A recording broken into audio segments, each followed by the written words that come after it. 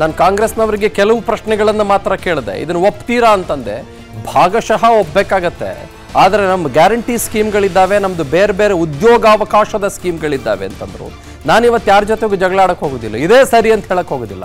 ಯಾಕಂತಂದರೆ ನಿಜ, ಈ ಎಲ್ಲ ಪ್ರೀ ಪೋಲ್ ಸರ್ವೆಗಳು, ಅನಾಲಿಸಿಸ್ಗಳು, ಇನ್ಫ್ಯಾಕ್ಟ್ ಎಕ್ಸಿಟ್ ಪೋಲ್ಗಳು ಕೂಡ ಎಷ್ಟೋ ಸಲ ಸುಳ್ಳಾಗಬಹುದು. ಬಟ್ ಒಂದು ವಿಷಯ ಏನು ಗೊತ್ತಾ, ನಾನು ಭಾಳ ಸಲ ಹೇಳೋದೇನು ಗೊತ್ತಾ, ಪಾಲಿಟಿಕ್ಸ್ ಇದೆಯಲ್ಲ, politics is not only about numbers.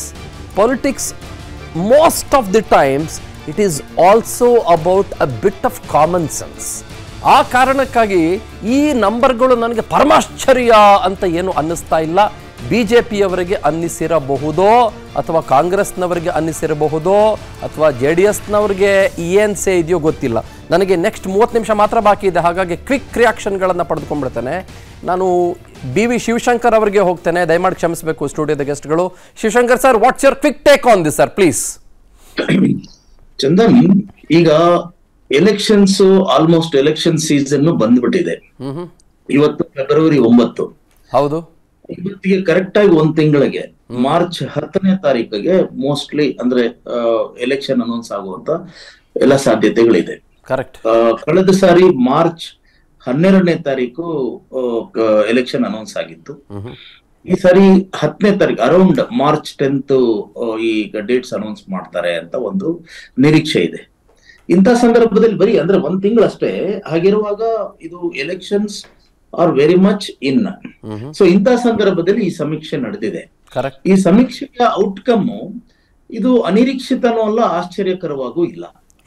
ಏನಂದ್ರೆ ಇದು ಅಂದ್ರೆ ಮೂಡ್ ಆಫ್ ದಿ ನೇಷನ್ ನಮಗೂ ಗೊತ್ತಾಗ್ತಾ ಇದೆ, ನಮಗೂ ಒಂದು ಮೂಡ್ ಇದೆ. ಆ ಮೂಡ್ ಆಫ್ ದಿ ನೇಷನ್ ಅನ್ನ ತಿಳ್ಕೊಳ್ಳುವಂತ ಒಂದು ಅಬ್ಸರ್ವೇಷನ್ ಇದ್ದೇ ಇದೆ. ಇಲ್ಲಿ ಏನಂದ್ರೆ NDAನವರು ನಮಗೆ 400 ಬರುತ್ತೆ ಅಂತ ಹೇಳ್ಕೊಳ್ಳೋದು ಓಕೆ. ಅಂದ್ರೆ ಫಾರ್ ಎಕ್ಸಾಂಪಲ್ ಕರ್ನಾಟಕದಂತ ರಾಜ್ಯದಲ್ಲಿ 28ಕ್ಕೆ 28 ತಗೊಳ್ತೀವಿ ಅಂತ ಅಂದ್ರೆ 28ಕ್ಕೆ 28 ತಗೊಳ್ಳೋದು 400 ತಗೊಳ್ಳೋದು ಕೂಡ ಸಾಧ್ಯ ಇಲ್ಲ ಅನ್ನೋದು ಅವ್ರಿಗೂ ಗೊತ್ತಿರಬಹುದು. ಯಾಕೆ ಅಂದ್ರೆ ಅವ್ರು ಯಾಕಂಗ್ ಮಾಡ್ತಾ ಇದ್ದಾರೆ ಅಂದ್ರೆ ಟಾರ್ಗೆಟ್ ಅನ್ನ ಹೆಚ್ಚಿಸ್ಕೊಳ್ಳೋದ್ರ ಮೂಲಕ ಅವ್ರ ಪೊಟೆನ್ಶಿಯಲ್ ಅನ್ನ ಜಾಸ್ತಿ ಮಾಡ್ಕೊಳಕ್ ಹೊರಟಿದ್ದಾರೆ. ಸೊ ಹಾಗಾಗಿ ಇಲ್ಲಿ NDAಗೆ 335 ಸೀಟು ಏನೋ ಪ್ರೊಜೆಕ್ಟ್ ಆಗಿದೆ. ಆದ್ರೆ ಇಲ್ಲಿ ಏನಂತಂದ್ರೆ ಈಗ ಇದಕ್ಕೆ ಕಾರಣ ಬರೀ ಏನಂದ್ರೆ ಅಯೋಧ್ಯೆಯ ಒಂದು ಯೂಫೋರಿಯಾ ಅಂತ ಅಷ್ಟೇ ಅಲ್ಲ. ಇಲ್ಲಿ ಬಹಳ ಮುಖ್ಯವಾಗಿ ಈ ಕಾಂಗ್ರೆಸ್ ಅಂದ್ರೆ ಈ INDIA ಅಥವಾ ಇಂಡಿಯಾ ಏನು ಬ್ಲಾಕ್ ಅಂತ ಏನಿದೆ ಅದನ್ನ ಲೀಡ್ ಮಾಡ್ತಾ ಇರುವಂತ ಕಾಂಗ್ರೆಸ್ ರಾಜಕೀಯವಾಗಿ ಒಂದು ದೌರ್ಬಲ್ಯವನ್ನ ದುರ್ಬಲವಾಗಿರುವಂತ ಒಂದು ಹಿನ್ನೆಲೆ. ಅದೇನು ಅಂತಂದ್ರೆ ಅದಕ್ಕೆ ಹಲವಾರು ಇದಿದೆ. ಏನಂದ್ರೆ ಅದು 1-2 ಅಲ್ಲ, ಪೊಲಿಟಿಕಲ್ ರೀಸನ್ ಇದೆ, ರಿಸೋರ್ಸಸ್ ರೀಸನ್ ಇದೆ. ಇವತ್ತು ಫಾರ್ ಎಕ್ಸಾಂಪಲ್ ಈಗ ಇಂಡಿಯಾದಂತ ದೊಡ್ಡ ದೇಶದಲ್ಲಿ ಎಲೆಕ್ಷನ್ ಅನ್ನ ಫೇಸ್ ಮಾಡ್ಬೇಕಂದ್ರೆ ಎಲ್ಲದಕ್ಕಿಂತ ಹೆಚ್ಚಾಗಿ ರಿಸೋರ್ಸಸ್ ಬೇಕು, ಮತ್ತೆ ಅಂದ್ರೆ ಹಣಬಲ ಮತ್ತೆ ಜನಬಲ ಬೇಕು. ಇದು ಕಾಂಗ್ರೆಸ್ BJPಯನ್ನ ಇವತ್ತಿಗೆ ಏನು ಚಾಲೆಂಜ್ ಮಾಡೋ ಸ್ಥಿತಿಯಲ್ಲಿ ಇಲ್ಲ. ಒಂದು. ಎರಡನೇದಿಂದ ಅಲ್ಲಿನ ನಾಯಕರ ಒಂದು ಗೊಂದಲ ಅನ್ನೋದನ್ನ ನೋಡ್ಕೊಳ್ಳಿ, ಅವರ ಎಡಬಡಿಂಗಿತನಗಳು. ಇವತ್ತು ಗ್ರೌಂಡ್ ಲೆವೆಲ್ ನಲ್ಲಿ ಇದ್ಕೊಂಡು ಏನು ಇದು ಎಲೆಕ್ಷನ್ ಪ್ರಿಪೇರ್ ಮಾಡ್ಬೇಕು ಅಂತ ಸಮಯದಲ್ಲಿ ಇದು ರಾಹುಲ್ ಗಾಂಧಿ ಯಾತ್ರೆ ಮಾಡ್ತಾ ಇದ್ದಾರೆ. ಆಮೇಲೆ ಇವತ್ತು ನಟರಾಜ್ ಗೌಡ್ರು ಹೇಳಿದ್ರು ಖರ್ಗೆ ಫ್ಯಾಕ್ಟರ್ ಬಗ್ಗೆ. ಖರ್ಗೆ ಅವರು ಅವ್ರ ಫೋರ್ ಫ್ರಂಟ್ ಅಲ್ಲಿ ಇದ್ಕೊಂಡು ಲೀಡರ್ಶಿಪ್ ಕೊಡೋದಾಗಿದ್ರೆ ಅವರು ಗುಲ್ಬರ್ಗದಲ್ಲಿ ಅವ್ರು ನಿಲ್ತಾರಾ ಇಲ್ವಾ ಅನ್ನೋದು ಯಾಕೆ ಅಂಬಿಗ್ವಿಟಿ ಇದೆ? ಎಲೆಕ್ಷನ್ಗೆ ನಿಲ್ದೇ ಇರುವಂತವ್ರು ಹೇಗೆ ಲೀಡರ್ಶಿಪ್ ಕೊಡೋದಕ್ಕೆ ಸಾಧ್ಯ? ಈ ತರದ್ದೆಲ್ಲ ಒಂದು ಸಮಸ್ಯೆಗಳಿರೋದ್ರಿಂದ ಈ ಇಂಡಿಯಾ ಬ್ಲಾಕ್ ಅನ್ನೋದು ಸ್ವಲ್ಪ ಮಟ್ಟಿಗೆ ದುರ್ಬಲವಾಗಿದೆ. ಆ ಇಂಡಿಯಾ ಬ್ಲಾಕ್ ಗೆ ಯಾಕೆ ಇಷ್ಟೊಂದು ಇದನ್ನು ಸೀಟ್ಗಳು ಬರ್ತಾ ಇವೆ ಅಂತಂದ್ರೆ ಅದಕ್ಕೆ ಇರುವಂತ ಅಂದ್ರೆ ಏನು ಪಾರ್ಟ್ನರ್ಸ್ ಯಾರಿದ್ದಾರೆ, TMC ಇರ್ಬೋದು, DMK ಇರ್ಬೋದು, ಇವರೆಲ್ಲ ಸ್ವಲ್ಪ ಆಯಾ ರಾಜ್ಯಗಳಲ್ಲಿ ಸ್ಟ್ರಾಂಗ್ ಆಗಿರೋದ್ರಿಂದ. ಅಷ್ಟಾದ್ರೂ ಕೂಡ ಕಾಂಗ್ರೆಸ್ಗೆ 71 ಸೀಟ್ ಬರ್ತಾ ಇದೆ ಅನ್ನೋದು ಬಹಳ ಅತಿಶಯವಾದಂತ ವಿಚಾರ. ಅಂದ್ರೆ ಅವರಿಗೆ 2 ಸತತವಾದ ಟರ್ಮ್ ಅಲ್ಲಿ ಪ್ರಿನ್ಸಿಪಲ್ ಅಪೋಸಿಷನ್ ಪಾರ್ಟಿಯನ್ನ ತಗೊಳ್ಳುವಂತ ಒಂದು ಎಲಿಜಿಬಿಲಿಟಿ ಅಂದ್ರೆ ಮಿನಿಮಮ್ ನಂಬರ್ 54 ಸೀಟ್ ಬೇಕಲ್ಲ, ಅದು ತಗೊಳಕ್ ಆಗ್ಲಿಲ್ಲ. ಈ ಸಾರಿ 71ಕ್ಕೆ ಹೋಗ್ತಾ ಇದ್ರೆ ಅವ್ರ ಸಾಧನೆ ಏನಾಗುತ್ತೆ ಅಂದ್ರೆ ಅಟ್ಲೀಸ್ಟ್ ಪ್ರಧಾನ ಪ್ರತಿಪಕ್ಷ ಆಗುವಂತ ಒಂದು ಏನು ಸಾಧ್ಯತೆ ಇರಬಹುದು ಅಂತ ಸಮೀಕ್ಷೆ ಹೇಳ್ತಾ ಇದೆ. ಆದ್ರೆ ಇಲ್ಲಿ ಒಂದೇನಂತಂದ್ರೆ ಈ 1 ತಿಂಗಳಲ್ಲಿ ಆಗಬಹುದಂತ ಸ್ಥಿತ್ಯಂತರಗಳು ಏನು? ಈಗ ಫಾರ್ ಎಕ್ಸಾಂಪಲ್ ಜನವರಿ 22ನೇ ತಾರೀಕು ಅಯೋಧ್ಯೆಯ ದೇವಸ್ಥಾನ ಇನಾಗ್ರೇಟ್ ಆಯ್ತು, ಅದರದ್ದೊಂದು ಯೂಫೋರಿಯಾ ಆಯ್ತು. ಈ ಮಧ್ಯದಲ್ಲಿ ನಿರೀಕ್ಷಿತವೋ ಅನಿರೀಕ್ಷಿತವೋ ಅಂದ್ರೆ ಫೆಬ್ರವರಿ 1ನೇ ತಾರೀಕು ಯೂನಿಯನ್ ಬಜೆಟ್ ಪ್ರೆಸೆಂಟ್ ಆಗಿದ್ದ ದಿನ ಸುರೇಶ್ ಅಂದ್ರೆ DK ಸುರೇಶ್ ಅವರು ಕೊಟ್ಟಂತ ಒಂದು ವಿಷಯ ಇದು ಅದು ಎಷ್ಟೇ ಕಾಂಟ್ರವರ್ಷಿಯಲ್ ಆಗಿದ್ರು ಕೂಡ ಎಷ್ಟೋ ಜನ ಅದನ್ನ ಹೇಳುವಂತ ಮಾತನ್ನಂದ್ರೆ ದೇಶದ ವಿಭಜನೆ ಒಂದು ಸಲಹೆಯನ್ನು ಒಪ್ಪದೇ ಇರಬಹುದು. ಆದ್ರೆ ಅವ್ರು ಎತ್ತಿರುವಂತ ವಿಷಯದ ಮಹತ್ವ ಇದೆಯಲ್ಲ, ಅದು ಡಿಬೇಟ್ ಅನ್ನು ಹೊಸ ತರದ ಇದರಲ್ಲಿ ಇದು ಒಂದು ಟು ಸಮ್ ಎಕ್ಸ್ಟೆಂಟ್ ರಾಮನ ಯೂಫೋರಿಯಾನ ಕಮ್ಮಿ ಮಾಡಿದೆ ಅನ್ನೋದನ್ನ ನಾವು ಗಮನಿಸಬೇಕು. ಇದೇನಾದ್ರೂ ಒಂದು ರೀತಿಯಲ್ಲಿ ವರ್ಕ್ ಆದ್ರೆ, ಇದನ್ನ ಕಾಂಗ್ರೆಸ್ನವ್ರು ಸರಿಯಾದ ರೀತಿಯಲ್ಲಿ ತಗೊಂಡು ಹೋಗೋದಾದ್ರೆ, ನಾರ್ತ್ ವರ್ಸಸ್ ಸೌತ್ ಅಥವಾ ಬಿಜೆಪಿ ಅಂತ ಒಂದು ಪಾರ್ಟಿ ರಾಜ್ಯ ಸದರ್ನ್ ಸ್ಟೇಟ್ಸ್ ಗೆ ಮಾಡ್ತಾ ಇರೋದು ಅನ್ಯಾಯವನ್ನೇನಾದ್ರೂ ಒಂದು ನರೇಟಿವ್ ಆಗಿ ಕನ್ವರ್ಟ್ ಮಾಡೋದಕ್ಕೆ ಸಾಧ್ಯ ಆದ್ರೆ ಇದು ಇನ್ನಷ್ಟು ಏನಂದ್ರೆ ಚೇಂಜ್ ಆಗುವಂತ ಸಾಧ್ಯತೆ ಇರಬಹುದು. ಅದರಲ್ಲೂ ಕೂಡ ಸೌತ್ ಅಲ್ಲಿ ನೀವು ಹೇಳ್ದ ಹಾಗೆ ಏನಂತಂದ್ರೆ ಯಾಕೆ ಅದರ್ಸ್ ಜಾಸ್ತಿ ಇದಾರೆ ಅಂದ್ರೆ, ಜಗನ್ ರೆಡ್ಡಿ ಈಗ ಆಂಧ್ರ ಪ್ರದೇಶದಲ್ಲಿ 25 ಸೀಟ್ ಇದೆ. 25 ಸೀಟಲ್ಲಿ ಇದು YSRCP 15-20 ಅಥವಾ TDP ಅಷ್ಟೇ ಇದು ಅಂದ್ರೆ 15-20 ಹೋಗುವಂತ ಸಾಧ್ಯತೆ ಇರುತ್ತೆ. ಇದು ತೆಲಂಗಾಣದಲ್ಲಿ BRS ಇದೆ. ಸೊ ಹಾಗಾಗಿ ಇದು ಈ ನಂಬರ್ಸ್ ಸಾಕಷ್ಟು ಅಂದ್ರೆ ರಿಯಾಲಿಟಿಗೆ ಹತ್ರ ಇರೋ ಹಾಗೆ ನನಗೆ ಕಾಣಿಸುತ್ತೆ. ಚಂದ, absolutely very true. What's your take on this Ramakrishna sir, please? ಈಗ ನಿಮ್ಮ ಕಾರ್ಯಕ್ರಮದ ಶೀರ್ಷಿಕೆನೆ ಟು ದ ಪಾಯಿಂಟ್ ಇರೋದ್ರಿಂದ welcome to the point, please ಬರಿ. ಈಗ ಈ ಎಲೆಕ್ಷನ್ ಇರ್ತಕ್ಕಂಥದ್ದು India alliance versus NDA. Okay. So we all expected ಜುಲೈನಲ್ಲಿ ಇಂಡಿಯಾ ಅಲಯನ್ಸ್ ಅಂತ ಒಂದು 28 ಪಕ್ಷಗಳು ಸೇರಿ ಮಾಡಿದಾಗ ಏನೋ ಒಂದು ಫೈಟ್ ಕೊಡ್ತಾರೆ. There is going to be a big fight. 2024 is not going to be easy, not a walkover for BJP ಅನ್ನುವ ಒಂದು ಅಭಿಪ್ರಾಯ ಇತ್ತು. ಆದರೆ ಬರ್ತಾ ಬರ್ತಾ ಏನು ನೋಡ್ತಾ ಇದ್ದೀವಿ, ತಿಂಗಳು ಕಳೆದಂಗೆ ಅದು India alliance they have not been able to get together. ಅವರಿಗೆ ಸೀಟ್ ಹಂಚಿಕೆ ಮಾಡ್ಕೊಳ್ಳಿಕ್ಕಾಗಿಲ್ಲ. ಈಗ ಒಂದು ಎಲೆಕ್ಷನ್ಗೆ 1 ತಿಂಗಳಿರುವಾಗ ಅದು ಛಿದ್ರವಾಗಿದೆ. ಕರೆಕ್ಟ್. ಅದು ಇವತ್ತು ರಿಫ್ಲೆಕ್ಟ್ ಆಗ್ತಾ ಇರ್ತಕ್ಕಂಥದ್ದು. ಮೂಡೋದು ನೇಷನ್ನಲ್ಲಿ ಏನು ರಿಫ್ಲೆಕ್ಟ್ ಆಗ್ತಾ ಇದೆ ಅಂದರೆ, ಅಪೋಸಿಷನ್ನು ಈಗ ಯಾಕೆ ಸೇರ್ಕೊಳ್ಳೋಕ್ಕಾಗಿಲ್ಲ, ಅದು BJPಗೆ ಮತ್ತು NDAಗೆ ಯಾವ ರೀತಿ ಬೆನಿಫಿಟ್ ಆಗ್ತಾ ಇದೆ ಅನ್ನೋದನ್ನು ತೋರಿಸ್ತಾ ಇದೆ. ನಾನು ಒಂದು 5 big daddies and 7 medium daddies ಅಂತ ನಾನು ಸಪ್ರೇಟ್ ಮಾಡ್ತೀನಿ. ಹೇಳಿ. ಬಿಗ್ ಡ್ಯಾಡೀಸ್ ಯಾವುದು? UP 80 seat, Maharashtra 48, okay, West Bengal 42, Bihar 40, Tamil Nadu 39. These are 5 big daddies. ಇದಿಷ್ಟು ಒಟ್ಟು 249 ಸೀಟ್ಗಳಿದ್ದಾವೆ. ಇದಿಷ್ಟು ಸೀಟ್.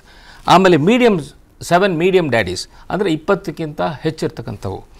ಮಧ್ಯಪ್ರದೇಶ್ 29, ಕರ್ನಾಟಕ 28, ಗುಜರಾತ್ 25, ರಾಜಸ್ಥಾನ್ 26, ಆಂಧ್ರ ಪ್ರದೇಶ್ 25, ಒಡಿಸ್ಸಾ 21, ಕೇರಳ 20. ಓಕೆ. ಇದಿರ್ತಕ್ಕಂಥದ್ದು 174 ಸೀಟ್. ಓಕೆ. ಇದು ಎರಡೂ ಸೇರಿದ್ರೆ 423 ಸೀಟ್ಗಳಾಗ್ತವೆ. ಓಕೆ. ಸೊ 543ರಲ್ಲಿ 423 ಸೀಟ್ಗಳು ಇದಿಷ್ಟೇ ಸ್ಟೇಟ್ಗಳಿಂದ ಬರುತ್ತೆ. ಸರಿ. ಸೊ ಅದರಲ್ಲಿ BJP ಎಷ್ಟಿದೆ ಅಂತ ಹೇಳಿದ್ರೆ, BJPಗೆ 158 ಬಿಗ್ ಡ್ಯಾಡೀಸಲ್ಲಿ ಬರುತ್ತೆ, ಸ್ಮಾಲ್ ಡ್ಯಾಡೀಸ್ನಲ್ಲಿ 112 ಬರುತ್ತೆ, ಅಂದರೆ 270. ಈಗ ಇರ್ತಕ್ಕಂಥದ್ದು ಪರಿಸ್ಥಿತಿ ನಾನು ಹೇಳಿದೆ 2019 ರಿಸಲ್ಟ್ಸ್ ಪ್ರಕಾರ 270 ಈಗಾಗಲೇ BJPಯ ಕಿಟ್ಟಿಯಲ್ಲಿದೆ. ಅದೇ ಕಾಂಗ್ರೆಸ್ 2019 ಪರ್ಫಾರ್ಮೆನ್ಸನ್ನು ನೋಡಿದ್ರೆ 30 ಸೀಟ್, 13 ಬಿಗ್ ಡ್ಯಾಡೀಸಲ್ಲಿದ್ದಾವೆ. ಯಾಕಂದರೆ ನೀವು ನೋಡ್ಕೊಂಬನ್ನಿ, UPನಲ್ಲಿ 1, ಮಹಾರಾಷ್ಟ್ರದಲ್ಲಿ 2, ವೆಸ್ಟ್ ಬೆಂಗಾಲಲ್ಲಿ 2, ಬಿಹಾರಲ್ಲಿ 0, ತಮಿಳುನಾಡಲ್ಲಿ 8. ಓಕೆ. So 13 seat. ಇನ್ನು ಮೀಡಿಯಮ್ ಡ್ಯಾಡೀಸಲ್ಲಿ 17, ಒಟ್ಟು 30. This is 270 versus 30. So 2 national ಪಾರ್ಟಿಗಳಿರ್ತಕ್ಕಂಥದ್ದು, ನ್ಯಾಷನಲ್ ಲೆವೆಲ್ನಲ್ಲಿ ಎಲೆಕ್ಷನ್ ಆಗ್ತಕ್ಕಂಥದ್ದು ಕಾಂಗ್ರೆಸ್ ಆ್ಯಂಡ್ BJP. ಆದರೆ ಇಲ್ಲಿ ಹೊಂದಾಣಿಕೆ ಆಗ್ತಾಯಿಲ್ಲ. ದ ಸೇಮ್ ಪರಿಸ್ಥಿತಿ ಯಾಕೆ ಕಂಟಿನ್ಯೂ ಆಗ್ತಾ ಇದೆ ಅಂದರೆ, ಅಪೋಸಿಷನ್ ಪಾರ್ಟೀಸ್ ಒಟ್ಟಿಗೆ ಬಂದಿದ್ರೆ. ಯಾಕಂದರೆ BJPಗೆ ಇರ್ತಕ್ಕಂಥದ್ದು 37% ವೋಟ್ಸ್ ಲಾಸ್ಟ್ ಟೈಮ್ ಬಂದಿದ್ದು, ಅದು 40-42ಕ್ಕೆ ಹೋದರೂ ಕೂಡ ಉಳಿದೆಲ್ಲ ಪಕ್ಷಗಳು ಸೇರಿಕೊಂಡಿದ್ರೆ ಅವರಿಗೆ ಇನ್ನೂ ಜಾಸ್ತಿ ಸೀಟ್ಗಳು ಬರೋ ಸಾಧ್ಯತೆ ಇತ್ತು. ಆದರೆ ಆ ಪರಿಸ್ಥಿತಿ ಆಗಿಲ್ಲ. ಸೊ ಇದೆಲ್ಲದಕ್ಕೂ ಕಾರಣ ಏನು ಅಂತ ನೋಡಬೇಕು ನಾವು. 10 ವರ್ಷದಲ್ಲಿ ಈ NDA ಸರ್ಕಾರ ಕೊಟ್ಟಿರ್ತಕ್ಕಂಥ economic development which is visible, ಎಲ್ಲರೂ ನೋಡ್ತಕ್ಕಂಥದ್ದು ಎಷ್ಟು ಡೆವಲಪ್ಮೆಂಟ್ ಆಗಿದೆ, ಇಡೀ ದೇಶದ ತುಂಬ ಎಷ್ಟು ಡೆವಲಪ್ಮೆಂಟ್ ಆಗಿದೆ ಎಂದು ಸರ್ವವಿದಿತವಾಗಿದೆ. ಆಮೇಲೆ 7 to 8% ಮೇಂಟೈನ್ ಮಾಡ್ಕೊಂಬಂದಿದ್ದಾರೆ ಎಕನಾಮಿಕ್ ಡೆವಲಪ್ಮೆಂಟು. ಆಮೇಲೆ ಇನ್ಫ್ಲೇಷನ್ ಕಂಟ್ರೋಲ್ ಇದೆ. UPA ಸಫರ್ ಮಾಡಿದ್ದು ಯಾಕೆ? ಇನ್ಫ್ಲೇಷನ್ನ ಕಂಟ್ರೋಲ್ ಮಾಡಲಿಕ್ಕೆ ಆಗಲಿಲ್ಲ. 10-12% ಕಂಟಿನ್ಯೂಸ್ ಆಗಿತ್ತು. ಮನಮೋಹನ್ ಸಿಂಗ್ ಅಂತ ಅವರಿದ್ದು ಕೂಡ ಅದನ್ನು ಕಂಟ್ರೋಲ್ ಮಾಡಲಿಕ್ಕಾಗಿಲ್ಲ. ಮೂರನೇ ಇದು ಇನ್ಫ್ಲೇಷನ್. ಆಮೇಲೆ ಕಾನೂನು ಸುವ್ಯವಸ್ಥೆ. ಕಾನೂನು ಸುವ್ಯವಸ್ಥೆಯನ್ನು ಕಂಪ್ಲೀಟ್ ಹಾಳಾಗ್ಬಿಟ್ಟಿತ್ತು ಈ ಟೈಮ್ನಲ್ಲಿ. ಎಷ್ಟೊಂದು ಟೆರರಿಸ್ಟ್ ಆಕ್ಟಿವಿಟೀಸ್ ನಡೀತಾ ಇತ್ತು all over the country. So ಅದನ್ನೆಲ್ಲ ಕಂಪ್ಲೀಟಾಗಿ ಕಂಟ್ರೋಲ್ ಮಾಡಿದೆ. ಆಮೇಲೆ ರಾಮ ಪ್ರತಿಷ್ಠಾನಕ್ಕೆ ತಂದು. So these are 3-4 main reasons why I think NDA is doing very well. ಆ mood of the nation I think is in favour of Modi and NDA. It looks ಹೆಚ್ಚು ಕುತೂಹಲ ಉಳಿದಿಲ್ಲ. ಎಲೆಕ್ಷನ್ನಲ್ಲಿ ಏನಾಗತ್ತಪ್ಪ ಅನ್ನುವ ಕುತೂಹಲ ಉಳಿದಿಲ್ಲ. Only question of margin. ನಾನು ನಿಮಗೆ ಮತ್ತು ಶಿವಶಂಕರ್ ಸರ್ಗೆ 2 ಕ್ವಿಕ್ ಪ್ರಶ್ನೆಗಳನ್ನು ಕೇಳ್ತೀನಿ. ಒಂದೇ ಪ್ರಶ್ನೆ ಇಬ್ಬರಿಗೂ ಟಾಸ್ ಓವರ್ ಮಾಡ್ತೀನಿ. ಯಾಕೆ ಅಂತ ನೀವು ನನಗೆ ಹೇಳಬೇಕು. ನೀವಿಬ್ಬರೂ ಕೂಡ ನ್ಯೂಟ್ರಲ್ ಪತ್ರಕರ್ತರು. ಓಕೆ, ನನಗೆ ಶಿವಶಂಕರ್ ಸರ್ ಬಹಳ ತಿಂಗಳುಗಳಿಂದ ಸುಮಾರು ವಿಚಾರಗಳನ್ನು ಅವ್ರ ಜೊತೆಗೆ ನಾನು ಮಾತಾಡ್ತಾನೆ ಇರ್ತೀನಿ. ಸುಮಾರು ವಿಚಾರಗಳಲ್ಲಿ ಮಾರ್ಗದರ್ಶಕರು ಕೂಡ ಆಗಿದ್ದಾರೆ, ಒಂದು ರೀತಿ ಗುರುಗಳು ಕೂಡ ಆಗಿದ್ದಾರೆ. ನಿಮ್ಮ ಹತ್ರ ಸುಮಾರು ಸಲ ನಾನು ಫೋನ್ನಲ್ಲಿ ಗೀನಲ್ಲಿ ಮಾತಾಡ್ತಾನೆ ಇರ್ತೀನಿ. ನಾವಿಬ್ಬರು ಕೊಲೀಗ್ಸ್ ಇನ್ ETV.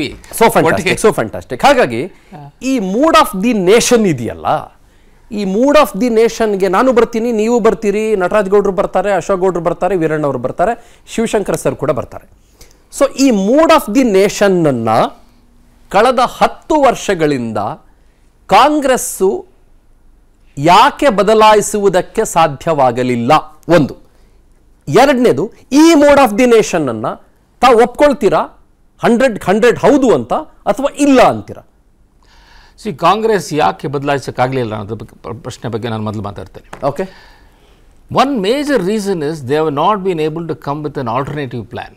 ನಾವು ಏನು ಮಾಡ್ತೀವಿ, BJP ಅವರು ಏನೇನೋ ತಪ್ಪು ಮಾಡ್ತಾ ಇದ್ದಾರೆ ಅಂತ ಹೇಳ್ತಾ ಇದ್ದೀರಿ, ನೀವು ಏನು ಮಾಡ್ತೀರಿ? ನೀವು ಜನಗಳಿಗೆ ಏನು ಕೊಡ್ತೀರಿ? ನೀವು ವಾಟ್ ಈಸ್ ಯುವರ್ ಪ್ರಾಮಿಸ್? ಅದನ್ನು ಹೇಳೋಕ್ಕಾಗ್ತಾ ಇಲ್ಲ ಅವ್ರ ಕೈಲಿ. ಅವ್ರು ಬರೀ ಮೋದಿನ ಬೈತಾ ಇದ್ದಾರೆ ಹೊರತು, ಆಮೇಲೆ BJPನ ಬೈತಾ ಇದ್ದಾರೆ ಹೊರತು, ನಾವು ಏನು ಆಲ್ಟರ್ನೇಟಿವ್ ಸರ್ಕಾರ ಏನು ಕೊಡ್ತೀವಿ ಅನ್ನೋದನ್ನು ಅವ್ರಿಗೆ ಹೇಳೋಕ್ಕಾಗಿಲ್ಲ. ಓಕೆ, ಇಷ್ಟರೊಳಗೆ. ಆಮೇಲೆ ಮುಖ್ಯವಾಗಿ ಅವರು ಸರಿಯಾದ ಲೀಡರ್ಶಿಪ್ನ ಪ್ರೊಜೆಕ್ಟ್ ಮಾಡೋಕ್ಕಾಗಿಲ್ಲ. ಓಕೆ. ರಾಹುಲ್ ಗಾಂಧಿಯನ್ನು 2 ಸರ್ತಿ ಈಗಾಗಲೇ ಜನ ರಿಜೆಕ್ಟ್ ಮಾಡಿದ್ದಾರೆ. ಓಕೆ. ಹಾಗಿದ್ರೂ ಕೂಡ ಅವರನ್ನೇ ಮುನ್ನೆಲೆಗೆ ತರ್ತಾ ಇರ್ತಕ್ಕಂಥದ್ದು ದೊಡ್ಡ ತಪ್ಪು. Okay, second question. ಇದೇ mood of the nation yes, absolutely yes ಅಂತ ನಿಮ್ಗೆ ಅನ್ಸುತ್ತಾ? ಹೌದಾ ಇಲ್ವಾ? I think it's 90% correct. Okay, Shivashankar sir, same question to you. ಸೇಮ್ ಪ್ರಶ್ನೆ ನಿಮಗೂ ಕೂಡ. ಚಂದನ್, ಇಲ್ಲಿ ಕಾಂಗ್ರೆಸ್ ಒಂದು ಪ್ರಾಬ್ಲಮ್ ಏನು ಅಂತಂದ್ರೆ 2014 ಇಂದ ಇವತ್ತಿನವರೆಗೂ ಅವ್ರಿಗೆ ಕ್ಲಾರಿಟಿ, ಲ್ಯಾಕ್ ಆಫ್ ಕ್ಲಾರಿಟಿ ಅಂತ ನಾನು ಹೇಳ್ತೀನಿ. ಅವ್ರಿಗೆ ಕ್ಲಾರಿಟಿ ಇಲ್ಲ. ಯಾಕೆ ಕ್ಲಾರಿಟಿ ಇಲ್ಲ ಅಂದ್ರೆ, ನಾನು ಹೇಳೋದು clarity comes out of purity. Right. Purity in what? Purity in their ideology, in idea. ಈಗ ಫಾರ್ ಎಕ್ಸಾಂಪಲ್, ಈಗ ರಾಹುಲ್ ಗಾಂಧಿ ಅವರು ಅವ್ರನ್ನ ಅಧ್ಯಕ್ಷರನ್ನಾಗಿ ಮಾಡ್ತಾರೆ. 2-3 ಸಾರಿ ಅವರು ಅಧ್ಯಕ್ಷ ಪದವಿಯಿಂದ ಆಚೆ ಹೋಗ್ತಾರೆ, ವಾಪಸ್ ಬರ್ತಾರೆ. ಅಂದ್ರೆ ಅವರಿಗೆ ಲೀಡರ್ ಅಂದ್ರೆ ಫಸ್ಟ್ ಆಫ್ ಆಲ್ ಪಾಲಿಟಿಕ್ಸ್ ಅವ್ರಿಗೆ ಬೇಕಾ ಬೇಡವಾ ಅನ್ನೋದ್ರ ಬಗ್ಗೆನೇ ಗೊಂದಲ ಇದೆ. ಆಮೇಲೆ ಒಂದ್ ಕಡೆ ಹೇಳ್ತಾರೆ ಅವರು ಪವರ್ ಇಸ್ ಪಾಯ್ಸನ್ ಅಂತ ಹೇಳ್ಬಿಟ್ರು ಸಾರಿ. ಈಗ ನಿಮ್ಗೆ ಪವರ್ ಇದ್ರೇನೆ ನೀವು ಕೇಳುವಂತ, ನೀವು ಬಯಸುವಂತ ಪರಿವರ್ತನೆ ತರೋದಕ್ಕೆ ಸಾಧ್ಯ ಆಗುತ್ತೆ ಅನ್ನುವಂಥದ್ದನ್ನ ಅವ್ರು ಮರೆತು ಪವರ್ ಇಸ್ ಪಾಯ್ಸನ್ ಅಂತ ಹೇಳ್ತಾರೆ. ಪವರ್ ಇಸ್ ಪಾಯ್ಸನ್ ಆದ್ರೆ ಪಾಲಿಟಿಕ್ಸ್ ಅಲ್ಲಿ ಯಾಕೆ ಇರ್ತಾರೆ? What is the objective of politics ಅಂತ ಒಂದು ಅಲ್ಲಿ. ಆಮೇಲೆ ಎರಡನೇದವರು ಇದು ಭಾರತ್ ಜೋಡೋ ಯಾತ್ರೆ ಮಾಡಿದ್ರಲ್ಲ, ಇದು ಕನ್ಯಾಕುಮಾರಿಯಿಂದ ಇದು ಏನು ಕಾಶ್ಮೀರದವರೆಗೂ ನಡ್ಕೊಂಡು ಹೋದ್ರಲ್ಲ, ಪಾಪ ಅಷ್ಟು ಶ್ರಮ ವಹಿಸ್ಕೊಂಡು ಹೋದಾಗ ಅವ್ರು ಹೋಗ ಅಲ್ಲಿ ಏನ್ ಹೇಳಿದ್ರಂದ್ರೆ, ಶೂನ್ಯತಾ ಅಂತ ಒಂದು ಏನೋ ಒಂದು ಬಹಳ ಅಬ್ಸ್ಟ್ರಾಕ್ಟ್ ಆಗಿ ಒಂದು ರೀತಿಯಲ್ಲಿ ಇದನ್ನು ಸ್ಪಿರಿಚುವಲ್ ಭಾಷಣ ಮಾಡ್ತಾರೆ. ಜನಕ್ಕೆ ಬೇಕಾಗಿ ಇವಾಗ ಮೋದಿ ಅವರು ಪ್ರಧಾನಿ ಆಗಿದ್ದಾರೆ, ಅವರ ರೂಲ್ ಸರಿ ಇಲ್ಲ ಅಂತಂದ್ರೆ ನಾನು ಪ್ರಧಾನಿ ಆಗ್ತೀನಿ ಅಥವಾ ನನಗೆ ಅಧಿಕಾರ ಕೊಡಿ, ನಾನು ಸರಿಯಾಗಿ ಮಾಡ್ತೀನಿ ಅನ್ನುವಂತ ಒಂದು ಸ್ಪಷ್ಟವಾದಂತಹ ಸಂದೇಶ ಕೊಡುವಂತ ಒಂದು ಇದರಲ್ಲಿ ಅವರು ಸೋತರು. ಎರಡನೇದು, ಇವತ್ತಿನ AICC ಪ್ರೆಸಿಡೆಂಟ್ ತಗೊಳ್ಳಿ. ಅವಾಗಲೇ ನಾನು ಹೇಳದ್ನಲ್ಲ, ಖರ್ಗೆ ಅವರು ಆಯ್ತು ಓಕೆ, ಅವರು ಏನೇ ಇರ್ಲಿ ಅವ್ರನ್ನ ಲೀಡರ್ ಮಾಡಿದ್ದೀರಾ, ಅವ್ರ ಲೀಡರ್ಶಿಪ್ ಅಲ್ಲಿ ಹೋಗ್ತಾ ಇದ್ದೀರಾ. ಆಮೇಲೆ ಮಮತಾ ಬ್ಯಾನರ್ಜಿ ಅವರು ಮತ್ತೆ ಅರವಿಂದ್ ಕೇಜ್ರಿವಾಲ್ ಅವರು ಅವ್ರನ್ನ ಪ್ರೈಮ್ ಮಿನಿಸ್ಟರ್ ಅಂತ ಕೂಡ ಒಂದು ಪ್ರೊಜೆಕ್ಟ್ ಮಾಡೋದಕ್ಕೆ ಸಲಹೆ ಕೊಟ್ಟರು. ಆದ್ರೆ ಅವರು ಎಲೆಕ್ಷನ್ ಕಂಟೆಸ್ಟ್ ಮಾಡ್ತಾ ಇಲ್ಲ ಅನ್ನೋದೊಂದು. ಲಾಸ್ಟ್ ಅಲ್ಲಿ ಇನ್ನೊಂದು ಪಾಯಿಂಟ್ ಹೇಳ್ತೀನಿ. ಈ ಕರ್ನಾಟಕದ ಪರಿಸ್ಥಿತಿನಲ್ಲಿ ನೋಡಿ, ಇವರು 40% ಇನ್ನೊಂದು ಭ್ರಷ್ಟಾಚಾರ ಅಂತೇಳಿ ಇದು ಈ ಬಿಜೆಪಿಯ ವಿರುದ್ಧ ಅವರು ಏನು ಹೋರಾಡಿ ಗೆದ್ದು ಬಂದ್ರಲ್ಲ, ಇವಾಗ ಕೆಂಪಣ್ಣ ಮತ್ತೆ ಬಂದ್ಬಿಟ್ಟಿದ್ದಾರೆ. ಅವ್ರ ಟಾರ್ಗೆಟ್ ಕಾಂಗ್ರೆಸ್ ಆಗಿದೆ. ಸೊ ಆ ಒಂದು ಪರಿಸ್ಥಿತಿ ಇವಾಗ ಕರ್ನಾಟಕದ ಪರಿಸ್ಥಿತಿಯಲ್ಲಿ ಕೂಡ ನಾವು ಯಾಕೆ ಅಧಿಕಾರಕ್ಕೆ ಬಂದ್ವಿ, ಅದನ್ನ ಹೇಗೆ ನಾವು ಇದು ನಮ್ಮ ಇದನ್ನ ಇಮೇಜ್ ಅನ್ನ ಮೇಂಟೈನ್ ಮಾಡಬೇಕು ಅನ್ನೋ ಕ್ಲಾರಿಟಿನೇ ಇಲ್ಲ. ಯಾಕೆಂದ್ರೆ ಅವರಿಗೆ ಪ್ಯೂರಿಟಿ ಇಲ್ಲ ಅಂತ ನಾನು. Yes sir. So mood of the nation ಈ ಒಂದು ಪೋಲ್ ಸರ್ವೆ ಪ್ರಕಾರ is exactly almost similar, same ಅಂತ ತಮ್ಗನ್ಸುತ್ತಾ? ಹೌದಾ ಇಲ್ವಾ ಸರ್? ಈ ಸರ್ವೆಗಳು ಅನ್ನೋದು ಇವಾಗ ನಾನು ಈ ಸರ್ವೆ ಬಗ್ಗೆ ಹೋಗ್ತಾ ಇಲ್ಲ. ಯಾಕೆಂತಂದ್ರೆ ಇವೆಲ್ಲ ಏನಂತಂದ್ರೆ ಒಂದು ಜ್ಯೋತಿಷ್ಯ ತರ, ಒಂದು ಗಿಣಿಶಾಸ್ತ್ರ.